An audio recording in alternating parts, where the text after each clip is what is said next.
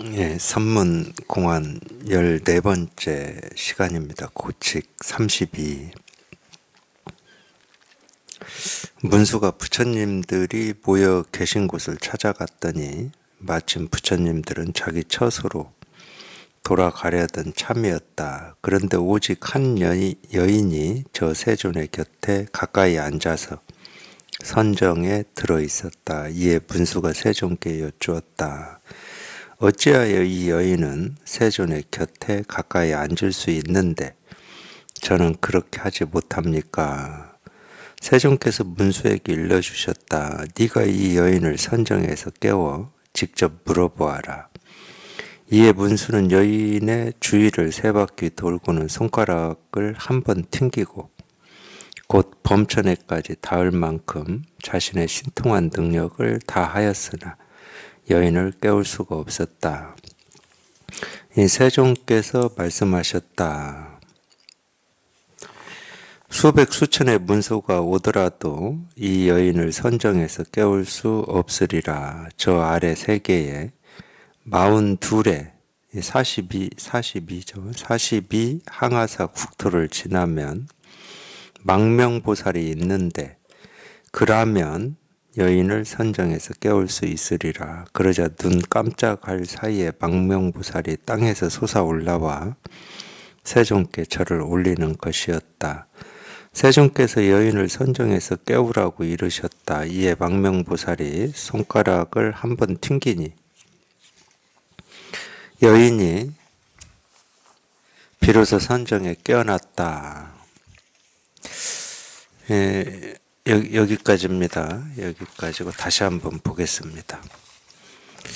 이 이야기도, 문수의 이 이야기도, 하여튼, 이제 저희가 이제 선문공안이라고 이게, 사실은 이제 선문공안이라는 책은 없습니다. 선문연문, 선문염송, 이라고 하는 이 편찬된 책인데, 조금만 설명을 해드리겠습니다. 우리가 이제 선문공안이라고 하는 말은 이 선가에 공인된 어떤 가르침이라는 뜻이에요. 공안이라고 하는 것은 이 안은 문건인데 실은 우리가 어떤 문안할 때 이 안자 쓰잖아요. 어떤 문안이다 그럴 때, 그러니까 서류 문안한다 그러잖아요. 그러니까 근데 이제 이거는 전부 가르침들이니까, 이 선가에서는, 이 선가의 공식된 가르침이라는 뜻이에요. 이게 왜 공식된 가르침이냐면은, 이제 이 공부에 도움이 되는 어떤 가르침들, 이 선사의 가르침들을, 뒤에 이제 또는 지금 공부하고 있는 어떤 이 사람들이나 뒤에 공부할 사람들한테 이 도움이 될 만한 가르침들을 이렇게 쭉 끌어모은 겁니다. 끌어모아서 이제 편집을 한 거죠. 그래서 이제 처음 하여튼 기록으로 남아 있는 것 중에 이 처음 이런 이 선사들의 가르침이나 이 부처님의 가르침들을 끌어모아서 이렇게 편찬된 책이 조당집이었어요. 조당집. 조당집이 하여튼 역사에서는 처음 나왔고, 그 다음에 나온 게 이제 연등회요일 겁니다. 연등회요는 이런 가르침이 한 600칙 정도 있어요. 600칙. 그 다음에 나온 게 이제 우리가 많이 들은 전등록, 경덕 전등록이라고 하는 건데, 이 전등록에는 이런 가르침들이 1400 몇십 개 있다고 그래요. 1500개 가까이 있나 봅니다.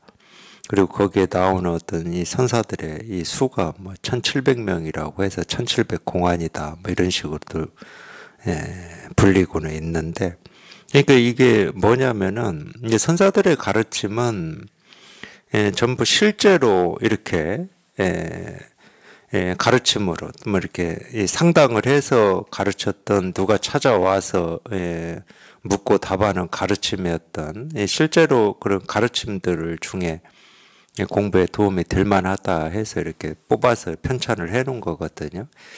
물론 이제 그렇게 기록해서 후대에 남길 만한 이 가르침도 뭐 제가 일일이 뭐 그런 눈으로 찾아보지는 않았지만은 이렇게 이제 도반들하고 공부를 해보면은 어떤 선문 공안이다 이런 거 가지고 공부를 해보면은 그렇게 크게 도움이 될 만한 가르침이 아니다 싶은 것도 몇 개씩은 보이더라고요.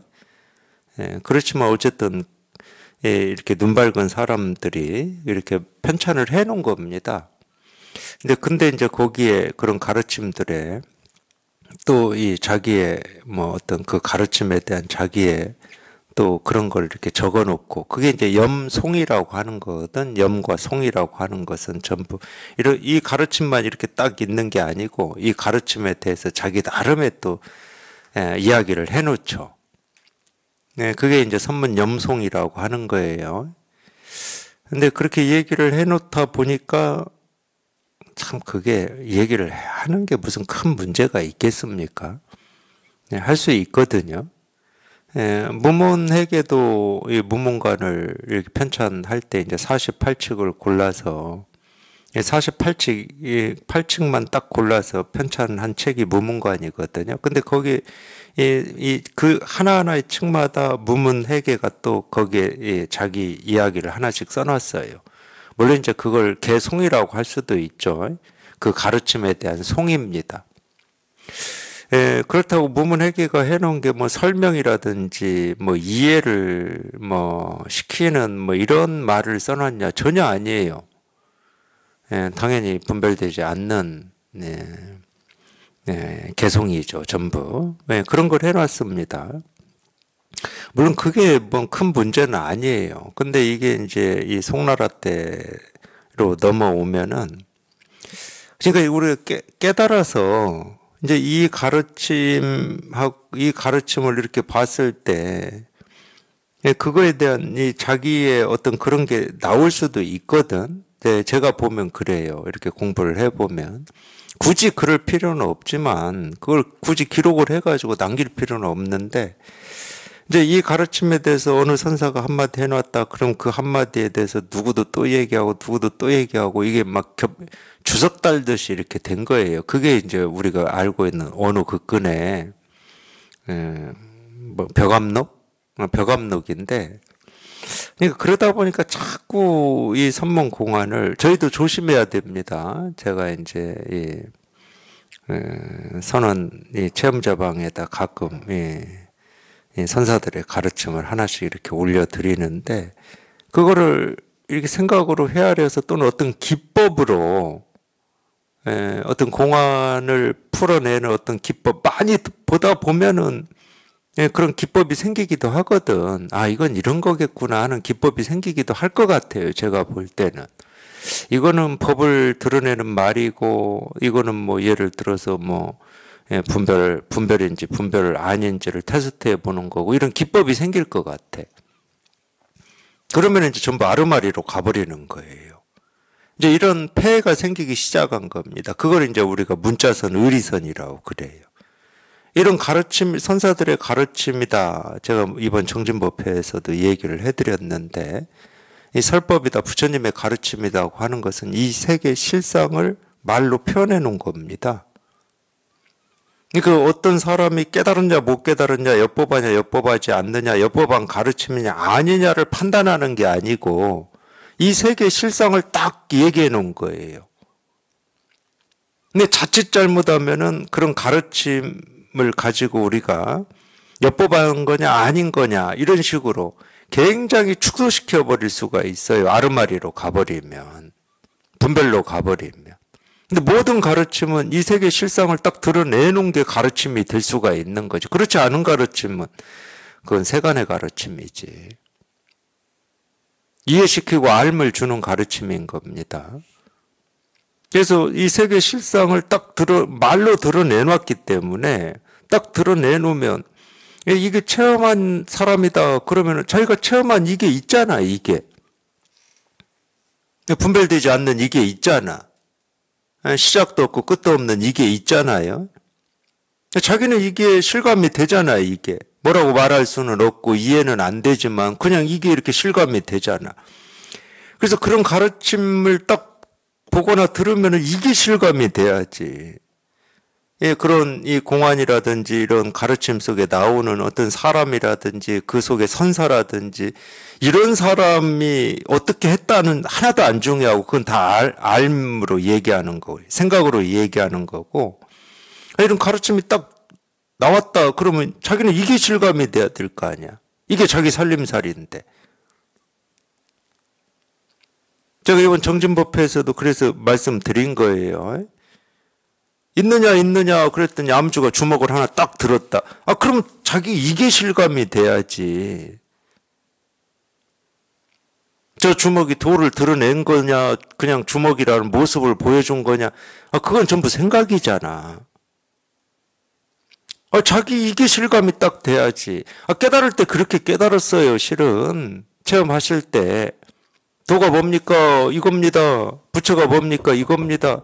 하나의 모습이나 하나의 소리에서 깨달았다니까.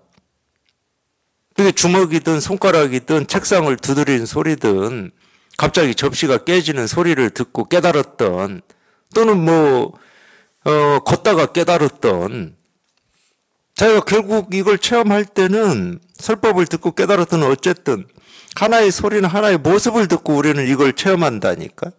뜰 앞에 잣나무다 뭐 이런 걸 듣고 체험하듯이 하든 그럼 거기에 충실해야 되거든. 거기에 그게 어떤 모습이든 어떤 소리든 그걸 듣고 보고 그냥 이게 확인이 돼야 되는데 우리가 평생을 공부해 왔잖아요. 학교 다니시면서 공부한 게 전부 뭐를 한 거냐. 분별을 날카롭게 한 거예요. 이게 옳은 거냐, 틀린 거냐, 엽법한 거냐, 엽법하지 않은 거냐. 이렇게 표현할 때는 이 속에 어떤 의도나 뜻이 무엇이냐, 이거를 공부한 거라니까. 그러니까 이놈이 죽지를 않고 나오는 거예요. 공안에서도. 그래서 제가 자꾸 자기 살림살이 하나 분명히 해야 된다. 주먹이 나오든 손가락질이 나오든 어떤 말이 나오든 그 말에서 자기 살림살이 하나 이렇게 분명히 하셔야 되는데 이건 잃어버리고 자꾸 그 내용으로 가버리는 거야. 이 내용에 이건 어떤 거고 저런 거고 이런 거고 이렇게 가버리는 거예요. 그 점을 조심하시면 돼요. 그렇게 가면 이제 문자선으로 가는 겁니다. 의리선으로 가는 거예요. 우리 선이 죽은 이유가 딱 거기에 있거든. 그러니까 대가 자기 스승이 편찬해 놓은 이 벽암록을 다 불태워버렸잖아요. 자꾸 그렇게 하니까 공부를. 이 부분은 조심하셔야 됩니다. 제가 이 공안으로 이 도반들하고 그나마 이렇게 공부를 하는 이유는 이 자기도 모르게 가지고 있는 이런 분별 또는 자기도 모르게 잃고 있는 이 자기 살림살이 그거 분명히 하시라고 그러는 거예요. 그러면 자기도 모르게 가지고 있는 분별이 그런 가르침을 에서 그냥 깨지면 되는 거야. 깨지면. 이 가르침이 어떤 가르침이다가 아니고 나도 모르게 있던 분별이 그냥 깨져버려야 돼. 그 앞에. 근데 이제 모든 이런 가르침에서 우리가 하나의 가르침에서 내 하나의 분별이 깨지고 이런 일은 일어나지 않거든. 그냥 꾸준히 그냥 하시다 보면 어떤 때 그냥 어떤 공안에서 나도 모르게 가지고 있는 내 분별이 그냥 거기에서 그냥 와장창 깨지기도 하고, 좀 놀래기도 하고, 그런 일이 이제 벌어지니까, 그러니까 나도 모르게 있는 분별 깨지라고 공안 가지고 우리가 공부하는 거고, 뭐 공안이라고 해도 제가 그래서 설명해 드린 겁니다. 우리가 마주어록이나 백장어록이나 황벽, 임재어록을 가지고 하는 거나 공안으로 공부하는 거나 똑같거든. 왜냐하면 그런 이 선사들의 가르침에서 추려서 뽑아서 편집을 해놓은 게 선문염송이고 전등록이고 뭐 이런 거라니까. 물론 이제 그렇게 편찬을 한다 하더라도 우리 이 불교 집안에서는 부처님을 앞에 내세우잖아요. 늘 석가모니 부처님을. 그러니까 전등록이다, 연등회유다 이러더라도 우리 석가모니 부처님 가르침에 관련된 이게 이렇게 쭉 먼저 만들어져 있어요. 여기도 지금 그런 겁니다. 그 위에도 그랬고 영산회상에서 500명의 비구가 숙명 이것도 다 마찬가지. 지금 저희가 석가모니 부처님과 관련된 이 가르침을 보고 있는 겁니다. 그리고 지금 오늘 하고 있는 것도 마찬가지고 문수가 예, 부처님들이 모여 계신 곳을 찾아갔다 이것도 여기서 세존이 나올 겁니다 아마. 예, 그거는 실제로 이런 일이 있었는지 없었는지 그건 하나도 안 중요해요. 사실로 이런 일이 있기는 어렵죠. 문수라고 하는 이 보살이 실존 인물은 아니니까 불교에서 만들어진 인물이니까 이 지혜를 이렇게 좀 상징하는 어떤 인물로 만들어진 거니까 실제로 부처님이 이렇게 가르쳤다 할 수는 없고 어떤 이 공부를 위해서 만들어진 거죠. 그리고 이제 이런 석가모니 부처님 다음에는 나오는 게 누구겠습니까? 이제 석가모니 부처님의 이 선에서는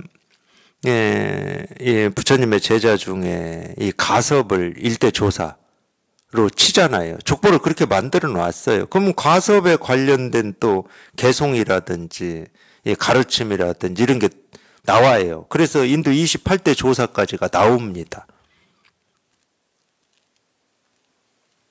그리고 이제 28대 조사가 덜마니까 덜마 이후에 이제 중국의 해가, 성찬, 도신, 그 다음에 홍인, 육조 스님 그렇게 쭉 이어지는 겁니다. 그러면 육조까지 이어져서 이제 육조 문화에서 큰 두 물줄기로 이 선이 흐르잖아요. 청원 행사 문화하고 남학 회양 문화. 남학 회양 문화는 뭐 마조, 백장, 황벽, 임제 이쪽이고 이 청원 행사 문화는 석두, 희천, 그 다음에 뭐 용담, 숭신, 천왕도, 그 다음에 덕산, 암두, 설봉 뭐 이쪽으로 이어지는 거고 그렇게 해서 그분들의 가르침을 다 이렇게 뽑아서 편찬해 놓은 게 우리가 선문염송이라고 하고 선문염송에서 이 뒤에 이 가르침에 대해서 한마디씩 적은 거 있잖아요. 염과 송 이걸 다 빼고 이렇게 번역을 해본 거예요. 그래서 이제 번역을 해서 선문공안이다라는 이름으로 이렇게 뭐 사실 이런 책은 없습니다. 일부러 그런 거 빼고 그냥 딱 그 가르침만 한번 번역을 해서 우리 내보자 해서 이제 제 스승님하고 그때 이제 부산대학교 이 선을 전공하신 뭐 두 분인가 세 분하고 해가지고 이제 번역을 한 건데, 그래서 이제 이거를 우리가 선문공안이다라는 이름으로 이렇게 이 비매품으로 무심선언에서 책을 낸 적이 있습니다. 비매품으로. 사실은 그거 가지고 하고 있는 겁니다. 저희가 선문공안에서. 이제 뭐 최근은 아니고 얼마 전부터 이제 또 제 스승님이 연등회요를 번역을 하고 계십니다. 처음부터 끝까지. 이제 제 스승님이 번역을 하실 때는 번역을 하면은 법회를 해요. 법회를 번역하시면서 법회를 해. 그 심정은 좀 뭐 충분히 이해가 되죠. 번역 작업이라고 하는 게 엄청 힘든 겁니다. 이게 만만치 않은 작업인데 그냥 번역만 하려고 그러면 잘 안 돼요. 일이 돼. 근데 그걸 법회를 하잖아요. 그럼 오늘 법회를 해야 돼. 그러면 오늘 법회하기 전까지 법회할 만큼 번역을 하셔야 돼. 어쩔 수 없이. 주로 이제 이 선어록도 그렇게 번역을 하셨습니다. 이 대법어집 말고는 거의 그렇게. 대법어집도 아마 그렇게 하셨을 거예요. 그것도 한 몇 년 걸리셨는데, 연등회를 지금 번역하고 계세요. 꽤 많이 하셨어요. 번역을. 그래서 아마 이제 제 스승님 단독으로 그렇게 번역을 해서 우리가 만약 이 선문공안이다라고 하는 이렇게 알고 있는 게 나온다 그러면 연등회로 나올 겁니다. 아마 전등록도 아니고 연등회로 나올 거예요. 꽤 많이 하셨으니까. 그래서 하여튼 이 공안 이런 마찬가지죠. 뭐 선어록으로 공부할 때도 마찬가지입니다. 아 이게 이런 말이구나 이러면은 그거는 생각이고 알미지. 선사들의 이 가르침을 이렇게 제대로 공부하고 있다 할 수는 없어요. 한번 다시 보겠습니다. 문수가 부처님들이 모여 계신 곳을 찾아갔더니 마침 부처님들은 자기 처소로 돌아가려던 참이었다. 그런데 오직 한 여인이 저 세존의 곁에 가까이 앉아서 선정에 들었다. 이에 문수가 세존께 여쭈었다. 제가 이제 또 이런 얘기를 하는 이유가 뭐냐면은, 자기 살림살이라고 제가 표현을 했잖아요. 자기 살림살이가 이렇게 더 분명해지고 확고해지면은, 말 따라가라고 해도 안 따라가요. 근데 이제 자기 살림살이의 힘이 약하면은 자기도 모르게 이제 말을 따라다니기 때문에 말 안 따라가야지 하는 이게 있어요, 이게. 그러니까 의식적인 힘이죠. 내가 저 말 안 따라가야지. 그러니까 그거를 의식하고 있어야 되는 거야. 근데 이걸 의식하고 있을 때는 안 따라가죠. 근데 부지불식간에 얘기해버리면 그냥 따라와 버리는 거지. 그래서 이번에도 재밌는 일이 좀 있었습니다. 아니, 제가 그거를, 광주 단톡방이었는데, 한 거사님이 광주 단톡방에 올리셨더라고요. 이 조주에 차나 한잔 해라. 많이 들어보셨잖아요. 조주에 차나 한잔 해라. 뜰 앞에 잣나무나 또는 개한테 불성이 있습니까? 없다나, 뭐 이런, 이만큼이나 유명한 조주의 가르침 중에 하나잖아요. 보통은 이제 우리가 뭐 차나 한잔 해라, 뭐 이 정도, 뭐 내용은 대충 알고는 있죠. 알고는 있는데, 그것도, 그날, 5시 몇 분에 올렸어요, 아침에. 근데 제가 좀 오해를 했죠. 어떤 오해를 했냐면, 그 거사님하고 1대1은 아니지만, 제가 연휴 때 각 단톡에 올려드린 이 3개 공안이 있었잖아요. 법안 분위기 손가락으로 가리켰다 하고, 암주 있느냐 주먹을 보였다 이거하고, 이 조조의 이 간파 노파를 간파한 이 3가지 올려드렸잖아요. 그걸 올려드리고, 근데 그거에 대해서 뭐 의문이라든지 이런 게 있으니까 저한테 뭐 이렇게 묻거나 또는 이렇게 도반들 이렇게 여럿이 만났을 때 자연스럽게 이제 어떤 이제 숙제가 되고 의문이 되니까 자연스럽게 공안에 대한 얘기를 합니다. 그 의문에 대한 얘기를 할 수밖에 없어요. 효과가 좋더라고요, 지금까지는. 도반들끼리 만나도 그런 얘기 하시고, 공부에 계속 관심을 가지는 거예요. 저기 어떤 건지 하고. 안 풀어지니까. 그래서 한 2차례 정도 했죠. 그거에 대해서. 제 나름으로. 하여튼, 그게 보이지 않는다는 건 뭔가 분별하고 있다고 하는 거니까 그 분별을 끄집어내서 저는 때려 부수는 뭐 이런 일을 한 2차례 정도 했죠. 그러고 또 한 번 한 게 이번 정진법회 때 제가 그 새 공안에 대해서 또 한 차례 했습니다. 정진법회 12시간 중에 뭐 한 2-3시간 정도는 했을 거예요. 3시간을 다 한 건 아니지만 3시간에 중간중간에 했을 겁니다. 그러고 났는데 갑자기 이 조주에 차 한잔 해라 이거를 딱 해서 올린 거예요. 그래서 깜짝 놀랐죠, 제가. 솔직히 깜짝 놀랐어요. 그 새 공안에 대한 답을 이렇게 나한테 보낸 건가? 새 공안에 대한 답을 이렇게 보냈다 그러면 이건 큰일 난 거거든. 그 정도 지금 체험하고 그 정도 세월은 안 흘렀는데 보내왔길래 깜짝 놀래가지고 전화를 했어요. 거사님, 그 새 공안에 대한 답으로 저한테 이걸 보낸 겁니까? 그랬어요. 진짜 저는 답으로 그걸 보내는 도반이 있었으면 좋겠어요. 근데 아니라고 그러더라고. 예, 그건 아니라고. 그래. 예. 그런 어떻게 합니까? 그래서 또 뭐 이야기를 또 공부 얘기를 할 수밖에 없죠. 제가 정말로 어이가 좀 없었어요. 그래서 공부 얘기를 또 이제 조주에 차 한잔 해라 이거에 대해서 그러면은 왜 울리셨냐고 그랬더니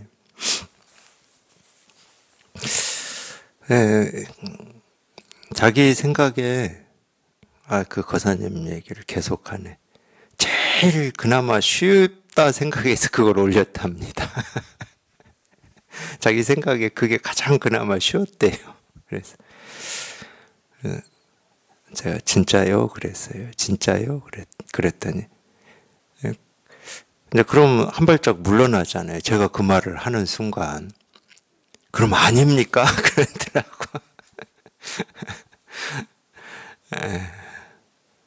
물론 보이면 쉽죠. 근데 조조의 차 한잔 해라가 그렇게 만만한 공안은 아닙니다. 그 거사님 생각만큼 그렇게 만만치가 않아요. 그래서 이걸 또 만만하게 볼 수도 있겠구나. 그래가지고 제가 또 체험자 단톡에 이제 한번 올려본 겁니다. 이걸 어떻게 보고 계시는가 하고. 그러고 나서 뭐 지금 경과만 얘기하고 있네요. 또. 그러고 나서 또 도반들 몇하고 모여서 이거를 이렇게 공부할 기회가 있었습니다. 그랬는데 좀 기특하긴 하죠. 그냥 솔직히 말씀드리는 겁니다. 제가 기특하다고 하는 것도 좀 뭐 오만일 수도 있는데 정진법회 때 제가 가을비에도 싹이 틉니까? 이 말을 이렇게 물었을 때 정진법회 시작한다고 뭐 첫 시간은 아닙니다. 앉자마자 제가 물었거든요. 이렇게 딱 앉자마자 가을비에도 싹이 틉니까? 그랬더니 광주의 한 보살님이 마늘이라고 그랬어요. 마늘은 가을에도 싹이 튼답니다. 저도 모르는데. 그래가지고 좀 도반들끼리 그것 때문에 좀 이렇게 이야기가 좀 있었던 것 같아요. 또 말 따라갔다고. 선생님 말 따라갔다고. 거기에서 충격을 그 마늘이라고 답한 분이 엄청나게 충격을 받았어요. 그래서 그런지 조주에 차 한잔 해라 이거 가지고 공부를 그때 같이 했었는데 아이고 이제 이건 껌이죠 그러더라고. 이거 이제 껌이 그러면서 그 내용이 그렇게 되잖아요. 두 스님이 조주를 찾아왔을 때 조주가 물었다. 그대는 전에 여기에 온 적이 있는가? 온 적이 없습니다. 그러면 그대는 전에 여기에 온 적이 있는가? 온 적이 있습니다. 이 내용이잖아요. 근데 그래도 참 그렇게 한번 크게 절망할 필요도 있어요. 그대는 전에 여기에 온 적이 있는가 그러는데 그냥 여기 하는 데서 그냥 여기 그냥 곧장 그러니까 이제 안 따라가는 거지. 그냥 여기 하고 안 따라가. 그래서 참 그런 거 보면은 제가 속으로 그래요. 속으로 다 고백할 거면서 왜 속으로 하는지 모르겠어. 기특은 해요. 솔직히 말씀드리면 좀 기특은 해. 근데 이제 그것도 저도 공부를 해봤잖아요. 체험하고. 근데 그렇게 이제 한번 당하고 크게 한번 당하고 이제 말 안 따라가야지 하는 그 생각이 있기 때문에 여기에 안 속는 거예요. 근데 그건 역시 속는 거죠. 왜냐하면 안 따라가야지 하는 생각이 있으니까.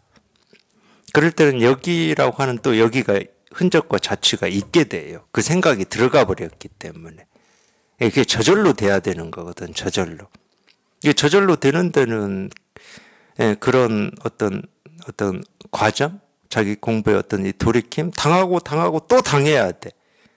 안 따라가야지 했는데 자기도 모르게 또 부지불식간에 따라가서 아이고 또 따라갔네. 이런 하여튼 몇 번이 아니에요. 그런 깨지고 자빠지고 피 흘리고 이런 단련이 좀 필요해요. 왜냐하면 워낙 오랫동안 우리가 말 따라다니고 말의 뜻, 의미 여기에 뭐 그냥 깊이 물들어 있거든. 여기 물들어 있다가 겨우 이제 이거 하나 체험했다고 우리가 그런 이 말의 뜻이나 의미에서 확 벗어나지는 거냐? 안 됩니다. 이 선의 격외라는 말이 있잖아요. 격외선이라는 말. 절대 안 돼요. 그러니까 그런 시간들이 필요한 거예요. 그 시간들은 전부 깨지는 시간입니다. 미끄러져서 자빠지는 시간들이에요. 근데 그래도 공부라고 하는 어떤 뜻이 있으니까 또 말 따라간 거에 대해서 크게 이렇게 한번 깨지고 돌이키고 이래가지고 100% 따라갔어야 되거든 제가. 그런 일이 없었고 또는 그렇게 어떤 그동안 몇 달 동안 이 공안 가지고 이렇게 체험자방에서 그러지 않았으면 반드시 따라갔습니다. 전에 여기에 온 적이 있는가? 그럼 따라갔을 거예요. 100%일 겁니다. 근데 뭐 이거는 껌이죠 하면서 안 따라가시더라고. 근데 제가 이 얘기는 안 했어요. 고백한 이 이야기는. 제 눈에 안 보이겠습니까? 그게?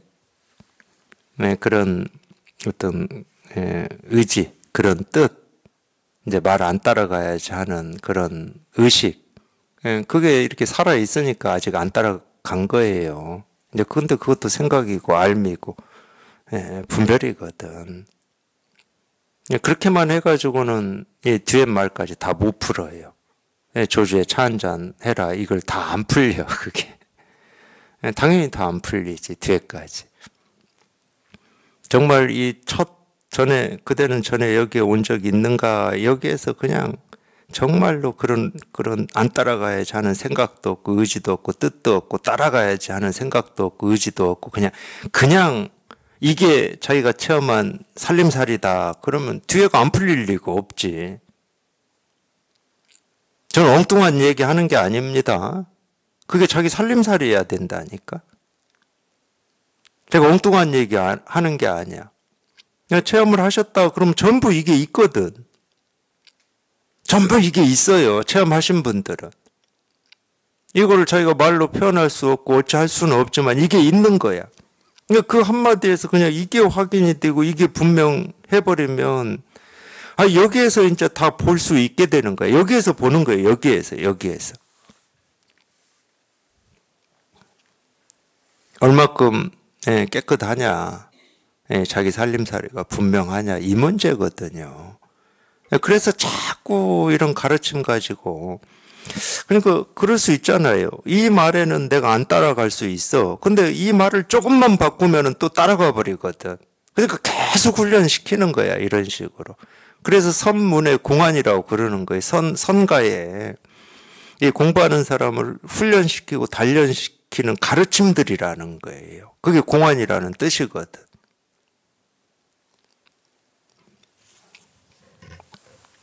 그런 입장에서 보면은 여기도 마찬가지예요. 문수가 부처님들이 모여 계신 곳을 찾아갔더니 그러니까 찾아가는 게 문제인 거예요. 그렇지 않습니까? 아니 자기가 체험해서 이게 분명하다. 이게 부처인데 이걸 어떻게 찾아가지 않고 그게 오고 가면 있을 수가 있겠어요. 찾아갔다라고 하는 것이 벌써 문제인 거야, 문제. 그냥 남의 집 밖에 대문 밖에서 이렇게 쳐다보는 거하고 똑같은 거야. 그 집에 사람이 아니기 때문에 그러는 거지. 마침 부처님들이 자기 처소로 돌아가려던 참이었다. 뭐 자기 처소도 마찬가지입니다. 뭐 이렇게 또 제가 이렇게 얘기를 해드리면 또 전부 이제 이런 말을 또 거기에 갖다 이렇게 또 어떤 알미나 생각을 가지고 붙여버리니까 잘 안 해주는 건데, 부처님들의 처소 똑같잖아요. 똑같아. 부처님들의 처소 똑같잖아. 말만 다르지 똑같은 거라니까. 그러니까 늘 자기한테 돌이키라는 거예요. 자기한테. 정말 이거를 조금이라도 체험을 했다 그러면은 그게 조그만 살림살이다 하더라도 그게 전부니까 자기 살림살이를 이렇게 다 돌이키라는 거예요. 그런데 오직 한 여인이 저 세존의 곁에 가까이 앉아서 선정에 들어 있었다. 벌써 이제 이런 체험이 있으시다. 그러면 자기 살림살이가 이렇게 감이 있다. 그러면 이것도 다 지금 분별이잖아요. 아니, 부처님 곁에 있을 수가 있습니까? 그리고 부처님 곁에서 뭐 선정에 들었다. 뭐 백날, 천날, 뭐 일겁 아니라 뭐 십겁을 이렇게 한다고 하더라도 뭐 곁에 있는데 깨달아지겠습니까?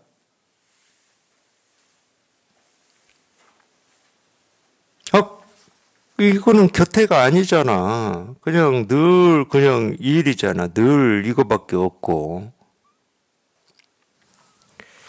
이에 문수가 세존께 여쭈었다. 어찌하여 이 여인은 세존의 곁에 가까이 앉아 있을 수 있는데 저는 그렇게 하지 못합니까? 말도 안 되는 소리죠. 뭐 말도 안 되는 소리입니다. 그러니까 여기서는 문수가 문수를 어디 바보 멍청이로 그려놨어요. 지혜의 문수를. 말도 안 되는 소리잖아요. 아니, 겨우 이 공부에 대한 원과 뜻이 이 세존 곁에 가까이에 있는 게 이 공부의 원과 뜻이다. 그러면 깨달을 수 있겠습니까? 저희가 직접 자기 이 본래 마음, 본래 부처인 이거를 직접 확인을 해봐야 되겠다. 참 이 마음을 가지고 지금 덤벼도 깨닫기가 쉽지 않은데 겨우 세존 곁에 그거 못한다고 지금 투정 부리고 있잖아요. 저 여인은 저렇게 하고 있는데 왜 저는 그렇게 하지 못합니까? 이렇게. 그러니까 세존께서 문수에게 일러주셨을 때, 야, 너 저 여자 깨워서 네가 물어봐. 그런 거죠. 깨워서 네가 물어봐. 선의 가르침으로 치면은 그냥 차나 한잔 해. 이거잖아요. 쓸데없는 소리 하지 말고 그냥 차나 한잔 해. 그랬더니 이걸 또 직접 해요. 여기에서 고창 알아들어야 되는데 못 알아듣고 이걸 직접 해, 문수가.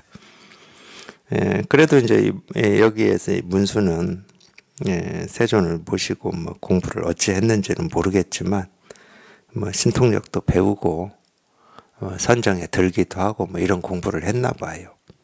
그러니까 이에 문수는 여인의 주위를 세 바퀴 돌고는 손가락을 한번 튕기기도 하고 범천에까지 닿을 만큼 자신의 신통한 능력을 다하였으나 여인을 깨울 수 없었다. 뭐 당연한 얘기잖아요. 당연한 이야기. 문수가 뭘 갈고 닦고 뭐 신통력을 얻고 선정에 들 수 있다 하더라도 뭐 할 수 없는 일이잖아요. 근데 참 네가 직접 물어봐 그러면 좀 알아들어야 되는데 못 알아듣고 깨워서 이렇게 직접 하려고 또 이러고 있으니까 참. 그러니까 세존께서 말씀하셨다. 이제 가르쳐 준 겁니다. 처음에도 가르쳐 줬어요. 네가 깨워서 직접 물어보거라. 이렇게 인자하게 가르쳤지만 가르쳐 주었어요. 뭐 똑같은 거죠. 선에서도. 대스님이 뭐 하루에 스님들 100명씩 입시를 시켰다고 그러잖아요. 뭐 그러면 뭐 몇 초 몇 분이나 받겠습니까? 하루에 100명을 봐야 되면 뭐 1분씩이나 봤을라나 모르겠어요. 그래서 어떤 때는 들어오자마자 나가거라 그래요. 근데 그 말 듣고 진짜 나가버리면 이거 어떻게 합니까? 그런 걸 우리가 말 따라갔다고 그러는 거죠. 나가거라 한다고 나가버리고 네가 직접 깨워서 물어봐라 이러니까 진짜 깨워서 물어보려고 지가 가지고 있는 온갖 능력을 다 동원해서 막 깨우고 있다. 그러면은 참 구제하기 힘들죠. 근데 우리가 뭐 어떻게 처음 한마디 듣고 뭐 누구나 다 곧장 알아듣겠습니까? 또 이 모습을 보고 보니까 세존께서 말씀하시는 거예요. 이 세존의 뒷말은 무슨 얘기냐면 아까 읽어드렸지만 기억이 안 날 거지만 야 너같이 해가지고는 첫날 백날 해봐야 안 돼. 근데 여기 이제 세존께서 말씀하셨어요. 저희 한 말 똑같이 했어요. 야 수백 수천의 문서가 오더라도 이 여인을 선정해서 깨울 수가 없으리라. 제가 한 말 똑같이 했어요. 너같이 해가지고는 안 되고 저 아래 세계에 42의 항아사 국토를 지나면 망명보살이라고 하는 보살이 있는데 그 보살이라면 여인을 선정해서 깨울 수 있으리라. 이제 이랬어요. 너같이 해가지고는 첫날 백날 해가지고 안 되고 헤아릴 수도 없고 갈 수도 없고 올 수도 없는 42 항아사에 망명보살이 있다. 법을 얘기하는 겁니다. 법을 얘기하는 거예요. 그러면 그 망명보살이라면 여인을 선정해서 깨울 수 있다 이랬어요. 그 말을 하자마자 세존께서 하자마자 눈 깜짝할 사이에 망명보살이 땅에서 솟아 올라와 우리 불교 경전에 그런 구절이 있어요. 아마 제가 알기로는 다자탑이라고 하는 건데 이 다는 마늘 다자의 아들 자자입니다. 이 아들이 많은 사람이 인도에 누구냐면은 누구죠?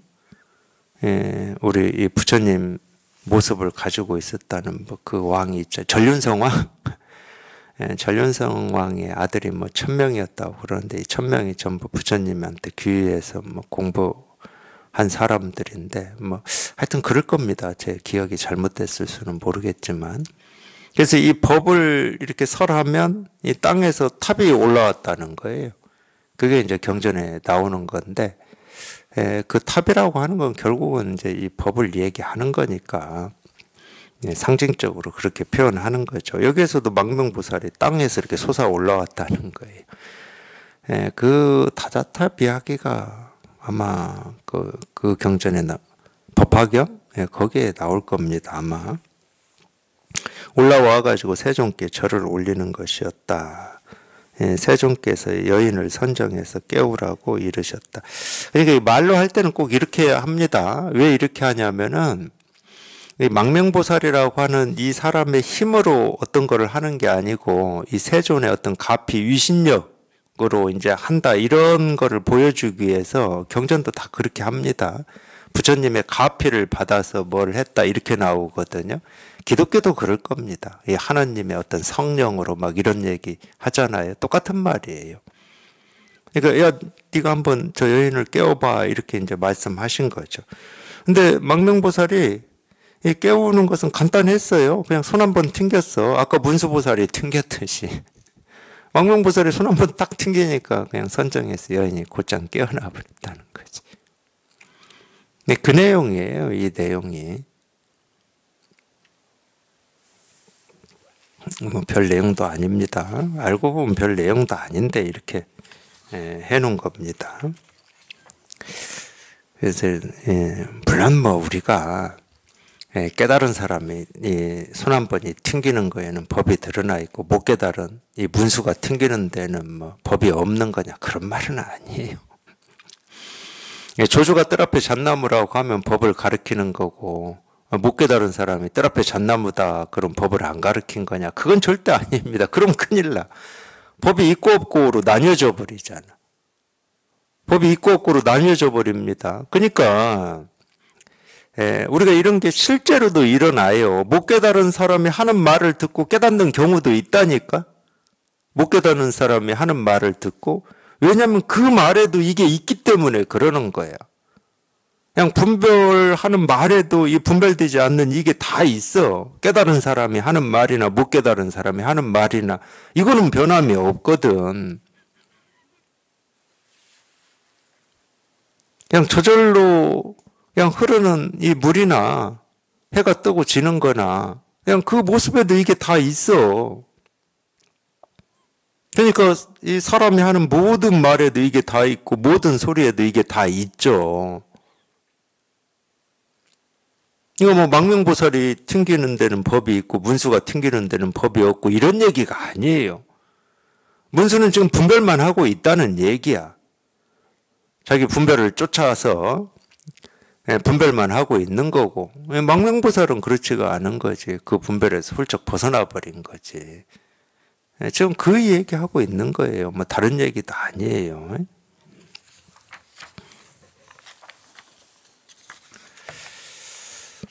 비로소 선정에서 깨어났다.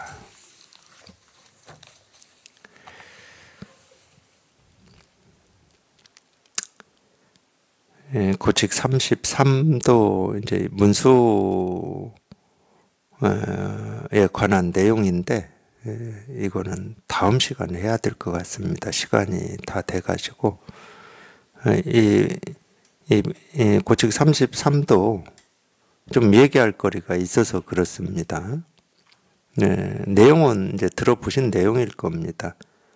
자자하는 날에 문수가 세 곳에서 여름을 보낸 일로 이 가섭이 대중들을 불러서 문수를 쫓아내려고 했던 이 내용인데, 이것도 좀 얘기할 거리가 있어서 다음 시간에 하겠습니다.